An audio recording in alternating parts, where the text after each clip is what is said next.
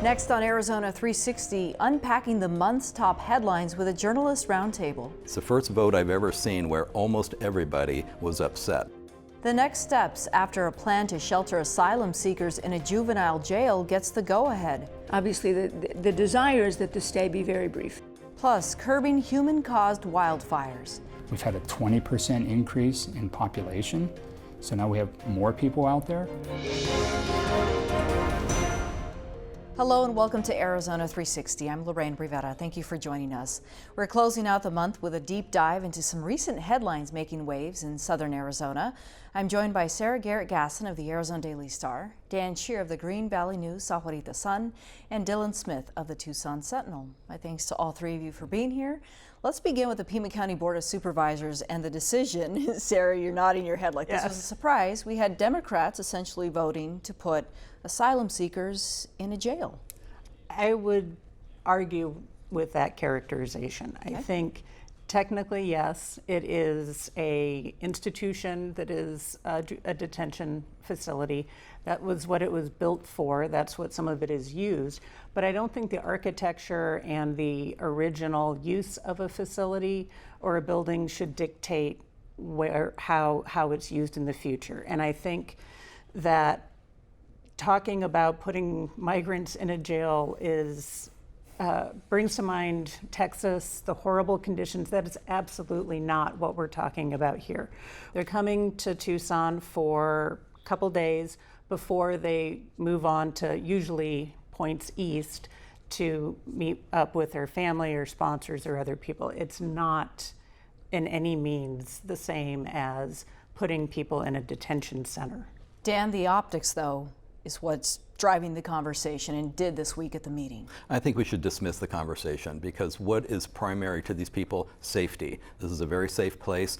As Sarah said, it's a way station, 3 to 5 days on average. There might be some people who are going to be there a little bit longer, but not much. They want to be in a safe spot. These are people who have gone through some very difficult situations up to this point, most of those being the journey to the border.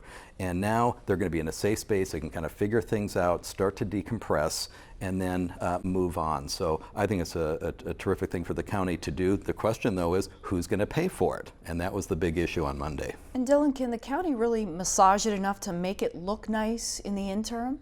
Well, appearances can be deceiving, and I think that's what a lot of the opposition that we heard, especially from progressive activists, was that this place was an institution that was meant to hold people away from the rest of the community rather than to give them a chance to be a part of a community.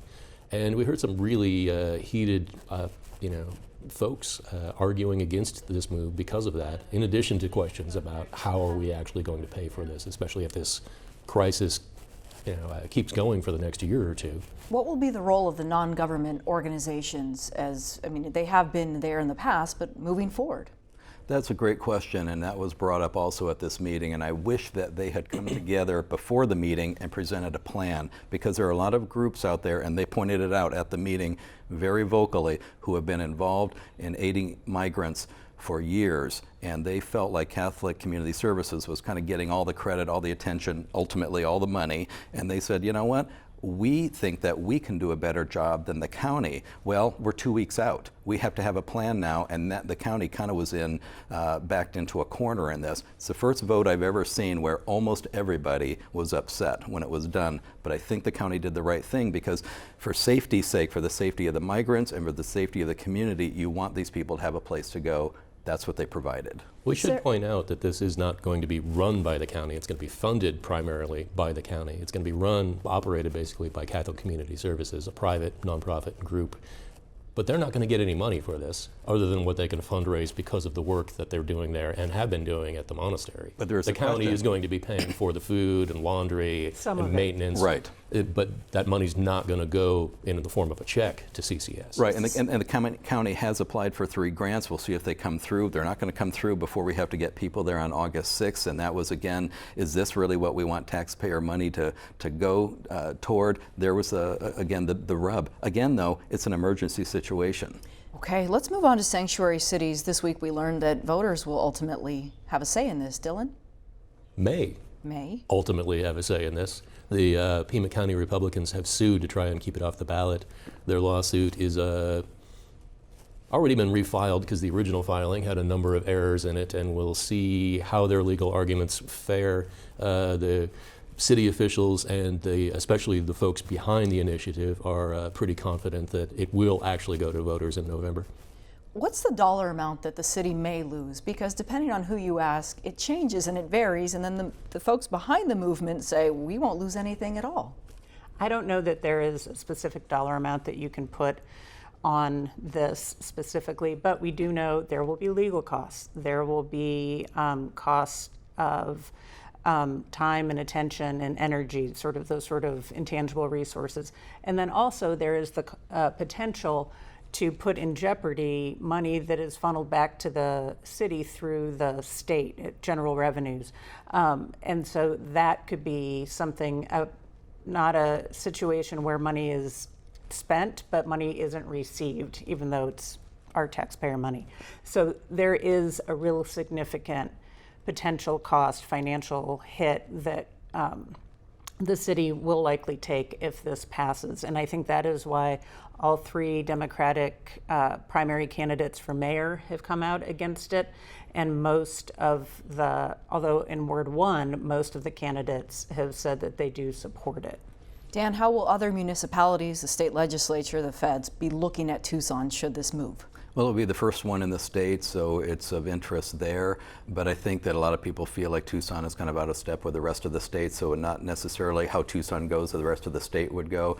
I think down in our area, what's making people most nervous about this is that Sanctuary Cities asks law enforcement agencies not to collaborate. And law enforcement agencies rise and fall in their communication with each other, and now the safety of the community could be at risk and the safety of the law enforcement officers could be at risk, and I think that doesn't sit well with people. It's one thing to say that, local police won't enforce immigration law. I think that is something entirely different than collaborating or working together on an emerging situation or some sort of larger investigation. And I think the concern with the Sanctuary Cities initiative is that it really does tie the hands of law enforcement and pretty much everyone in ways that doesn't allow for flexibility that we have now, even though most of what it would call for is already practiced by TPD. And much of this is being addressed in this lawsuit by the Pima County GOP. Okay, all right, we'll pause there and we'll switch gears and discuss the growing pushback against the proposed I-11 corridor.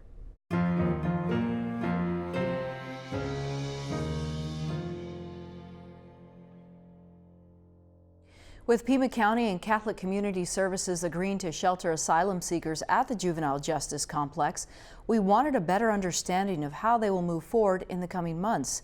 We learn more from Jan Lesher, Chief Deputy County Administrator.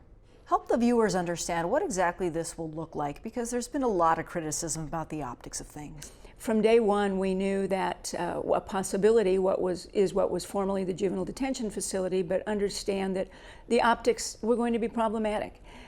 What we look at, and I think our hope and our belief is that this is really it's really a positive story. A building that was built to accommodate some 350 juveniles in detention no longer is needed for that. It's not just now, but will never be used in that way again. We have less than 30 individuals who are actually incarcerated at the facility. So entire wings can be repurposed. We are doing that right now so that we can accommodate the families that are coming in as the legal asylum seekers. If we ever get to a point where we don't need them anymore, or we don't need the facility for that any longer, it will then be a open emergency shelter for anyone who's coming through the community or is in need of the community. I've been with the county at times where there were power outages and we had some 14,000 homes who were needing a place to go. Remember the days of Aspen Fire when we evacuated and needed shelter. So that's what we're going through right now, and we're looking at 3 wings of what was the facility on Ajo. And completely repurposing them. Locks are off doors. Glass that was on doors that allows people to see into the individual rooms has been covered with what looks like stained glass. We've removed monitors. There are 3 outdoor courtyards. One will be used for intake, medical evaluation, storage, etc. One, we're in the process of ordering and putting in playground equipment, children's equipment, rubber on the ground so that no one hurts themselves, and another is going to be a garden. So we think it's going to be a terrific multi-use facility. Will families be able to leave the property during those 1 to 3 day stays? Absolutely. It's a completely open facility. They can come and go as they please. We hope that obviously the desire is that the stay be very brief, that they are here. One of the things that Catholic Community Services does, and they're the agency with which the county contracts, helps find transportation sooner rather than later. You mentioned purchasing some materials. That's been one of the criticisms, is how can the county afford it? County's not paying for this, I hope, and I think that is such a valid criticism in that, or question. People should always ask their government how we're spending your money. We have applied for 3 different federal grants, some of which are coming to repurpose Operation Stone Garden and use humanitarian aid. There's additional dollars and funding programs that are available strictly for humanitarian aid, and that's what we're looking at. We're also just working with FEMA and different emergency management organizations because of the fact that we plan to continue to use the facility for emergency sheltering. There are things that we can do to accommodate those costs through those grant funding sources as well. Another question that we heard earlier this week from the public, but also a couple of your supervisors, why does the county need to do this? Why is it the county's responsibility? If not us, who? I think at some point, and that the reality is the way that the program is working is that CBP and ICE, Customs and Border Protection, or ICE, are releasing these individuals in our community. The vast majority, all but a few, very, very few, stay in Tucson. About 80% are actually headed east of the Mississippi River. They're all going back east. They're going to other communities. They're in our town for about 2 days. So our responsibility is we either realize that these individuals are going to be on the streets of our community, or we can find safe shelter to accommodate these individuals. And we think that there's a public safety, public health concerns for not only the individuals coming through, but for our own residents of the community. And therefore, that's why it's an ultimate benefit and should use tax dollars.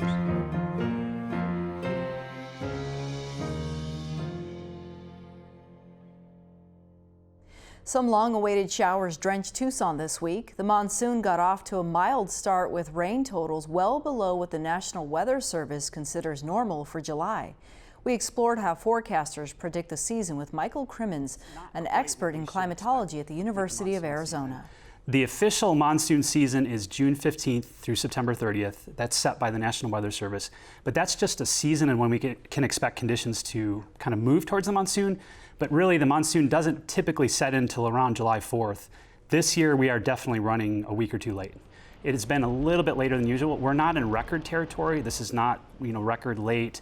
It's not even record dry. It's definitely in the bottom third of years when we look back in the historical books. Okay, hard question. What do we attribute all this to?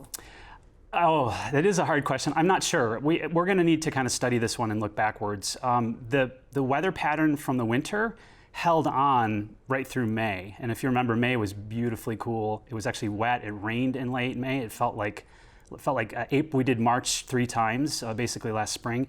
That weather pattern held on into June and it kept the monsoon from progressing north. Even Mexico was struggling to have the monsoon progression push north. So everything just got delayed. And so now we're finally starting to see those signs of the movement. We're now really waiting for that to reach far enough north to start to quell some of the fires, like the museum fire in Flagstaff. Many of us excited about this week's monsoon. Does that mean it comes later? We'll see more excitement in the coming weeks then. So it's interesting. July, what happens in July doesn't portend to what happens in August. If you go back in the historical books, they're not necessarily correlated. We can have every combination of a dry July, a wet August, a dry July, and even a dry August. So we don't really know. Climatologically, though, August is the wettest month of the monsoon, and the first week of August is actually the highest chance climatologically of precipitation. So we're right in that sweet spot in the next couple of weeks to really expect the monsoon activity to ramp up and then start to tail off as we head into fall. Here in the Southwest, maybe just Arizona, how much of our yearly precipitation is attributed to the monsoon? Just a little over half here in Tucson. If you go to the northwest, it actually falls off precipitously, not to use that word, kind of punny. Phoenix sees more of their precipitation from the wintertime, maybe a little bit more even, 50-50.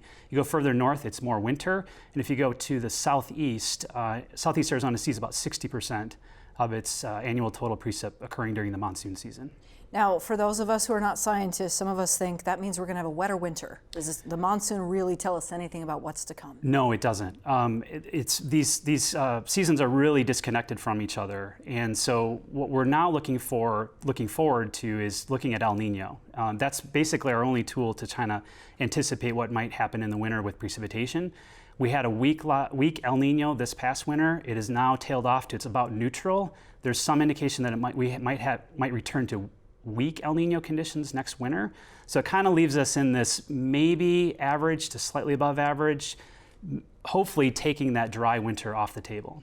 Okay, so we shouldn't be discouraged that it's been a little bit slower this year. Don't be discouraged. I think that the last 2 years set some high expectations. Last year, by this time in the season, we had already had 3.5 inches. So I think that sort of recency bias of thinking about last summer, expecting last summer to happen again, we shouldn't expect that. We should expect to see something a little bit more closer to climatology. This one's a little bit later, and then looking forward to August as being a bit wetter. Okay, all right, Mike Crimmins, thank you. Thank you.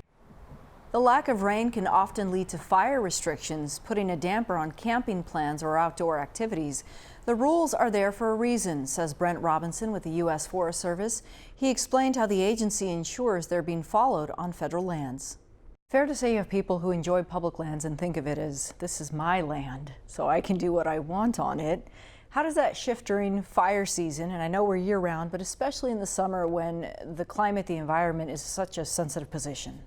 Can be difficult because they may not understand. They may think that they are very, very safe with fire, and they don't think that the restrictions should apply to them. However, these restrictions have to apply to everyone across the board. Social media in these days helps, but what's really helped kind of with this re-education and this bringing people back into a compliant nature are, it's the people that live in those communities, in those forested communities. They've seen the devastation that occurs from unmanaged wildfire. And a lot of times, they're pretty supportive to say, we cannot have you out here having these fires. Please don't do it. And when the visitors realize that hey, okay, maybe I am responsible, but there's just too many people that aren't. That helps to bring them into compliance. Robinson says people caught violating fire restrictions face steeper penalties, including a mandatory court appearance. And that means that person has to come into a federal court and appear before a judge and explain to that judge why the fire restrictions didn't apply to them. And judges are less lenient in those situations. You said you've been doing this for about 14 years or so. Why do we continue to experience human-caused wildfires? Well, human-caused wildfires, it's such a large gamut and spectrum. When we say that, we could mean anything from power lines, that are faulty, to people being negligent with smoking or their campfires. We have people in the woods, and that's the reality. When people are interacting in the wooded environment, out in the in nature, anything they do is going to have an impact on that environment. And because in the last 20 years, we've doubled the amount of off-road vehicles that are registered in the state of Arizona. We've had a 20% increase in population. So now we have more people out there, and they have the ability to go further into the woods with their recreational vehicles. Gun ownership in Arizona, obviously is one of the higher states for it in percentages. And a lot of our fires are started by shooting.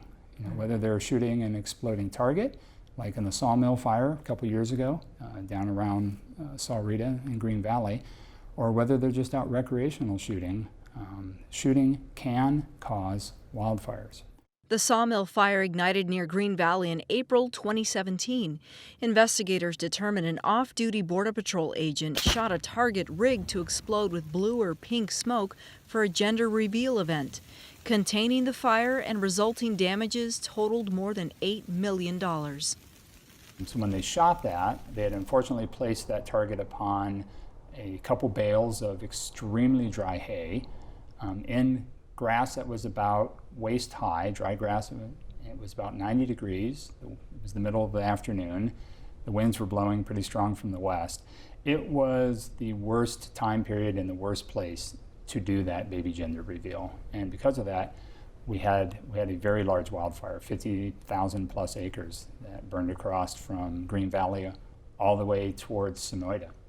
And heavy penalties levied against that individual, correct? Yeah, that individual was criminally charged in that case. Although it was obvious he didn't mean to cause that wildfire, and he even reported the wildfire himself. But his actions were just so reckless that it had to be charged criminally in that case. And he had hundreds of thousands of dollars of restitution that he owes. Brent, I think some people are amazed when they find out that the Forest Service can figure out where the fire started, and in some cases, as you said, who started it. Can you share with us a bit about how you go about investigating these wildfires? What you realize is that a 100,000 acre fire didn't begin at 100,000 acres. It was first reported maybe at 5 acres.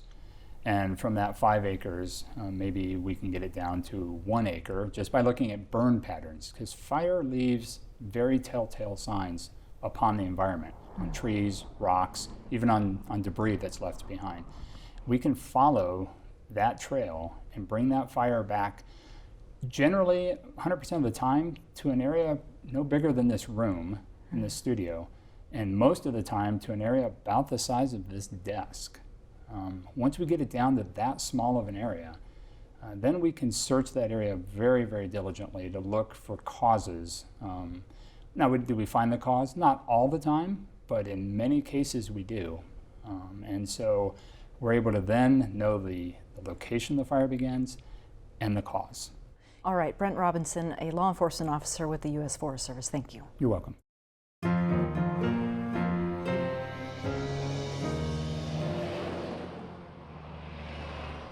Welcome back to our Journalist Roundtable. We touched on immigration, now on to another topic that comes up a lot in Pima County, roads, namely new opposition against the proposed Interstate 11 corridor, which would help commercial traffic bypass I-10.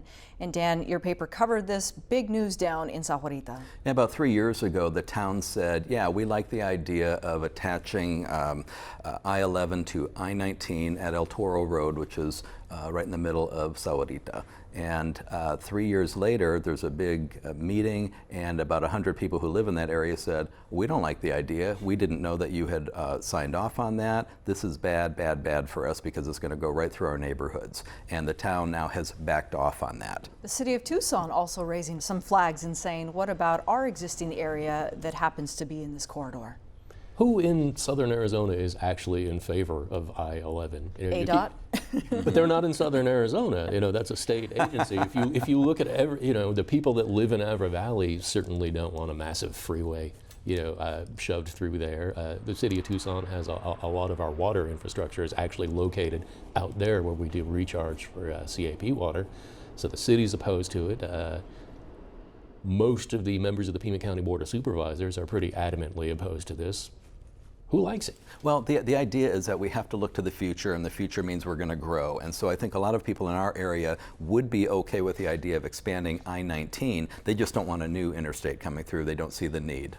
Sarah, oftentimes, though, when ADOT releases their study areas, they overshoot just to be sure that everyone knows we're going to study. It doesn't exactly mean there's going to be pavement on this piece of property. Possibly overreaction at this point? I don't really know that there is a way to overreact to a giant freeway coming through your neighborhood. I think that this is something that on our letters to the editor on the editorial pages at the Star, we have a ton of letters about this. People are very upset about it. It's raising the issue and different points of view about it, and I would say it's like 90% against. I don't think that people are overreacting to the idea that this could fundamentally change our area, our ecosystem, and not to mention just the hassle of having a freeway construction and all of that. I don't think it is an overreaction. Let's shift and talk about some other headlines that came out this week. Arizona's Attorney General talking about recreational marijuana and saying, let's have the legislature, not the voters, talk about it first. Does that make political sense? The issue when it comes to measures that are passed by the voters is they're very difficult to change on purpose. You know, the lawmakers can't go back and modify. That's one of the issues that people are talking about with the Sanctuary City initiative, that it would be sort of be set in stone and the city council wouldn't be able to change it. And the point Brnovich is making at the state level is that if the voters institute recreational marijuana, it wouldn't be possible for the legislature to go back in and tweak that. So if it's going to pass, why not just pass it? And that way you can make it so that things, you know, if you need to change things in 2 or 3 years, some of those regulations, it would be much easier to do. You wouldn't have to go back to the voters and get that passed again. This is probably a good strategy, though. The most recent state to pass this, I believe, was Michigan. They did it through the legislature. There are now 11 states that have recreational marijuana laws. Interesting enough, in the past couple of days, 1/3 of the communities, more than 500 in Michigan, have said, we don't want these dispensaries here yet. Doesn't mean that they're opposed to it. There's just various questions that they have. And again, if you do it legislatively, you can answer and address and make changes that are going to be a lot more smart than if the voters pass it. Sarah, this is the Wild West, Republican-led leadership. We're talking about supporting legal marijuana. That's a headline in itself. The legislature has had a history, especially recently, of trying to sort of negate what the voters are able to do and limit what initiatives can be raised. And having the very conservative legislature, you have the sort of moralistic, you know, drugs or marijuana is bad for you, versus the economic opportunity sort of approach. So I would be interested to see what the legislature could come up with, and I wonder how much of that would be shaped by the corporate interests involved for and against. Anyone else thinking about the fact that we have an election that would be coming up soon, and maybe we have the Attorney General who maybe would want to throw his name in the hat for the governor? Well, people are saying he's been running for something else for a long time, and this kind of looks like it, but I'm going to just take it on face value that he is trying to get a hold of, get in front of this one and try to control things. But you haven't forgotten the nunchuck video, which was pretty extreme. I haven't forgotten a lot of things about him. So. Yeah. Recreational marijuana and nunchucks, probably not a good combo. No, but it gets his name be. and his face out there, and if we don't know who the next Republican candidate is for governor, certainly gives us something to talk about. It certainly does. All right, my thanks to all three of you.